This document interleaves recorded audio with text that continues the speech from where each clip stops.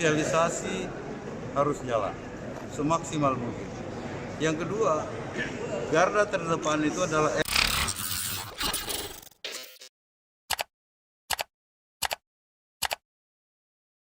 lakukan sebelum siap. Ya, makanya saya tekankan tadi. Sosialisasi harus jalan semaksimal mungkin. Yang kedua, garda terdepan itu adalah RT RW. Ya kan? Dia tahu warganya, apalagi terutama yang epicentrum penularan. Di situ sudah menjadi pusat, sudah pastikan logistik siap. Toh? Itu dulu logistiknya harus disiapin. Ya. Yang kedua, ya tentu pemahaman terhadap masyarakat tentang PSBB ini, apa yang boleh, apa yang tidak. Itu harus dia tahu. Ya, jangan sampai dia tetap berkeliaran kemana-mana. Padahal kita ingin melok ini wilayah.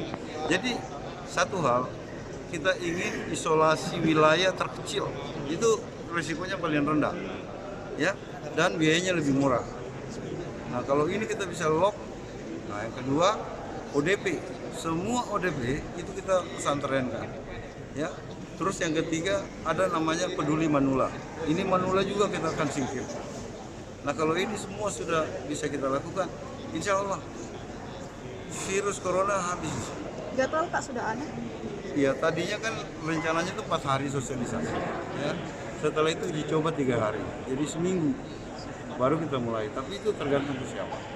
Karena yang kita takut kerawanan sosial.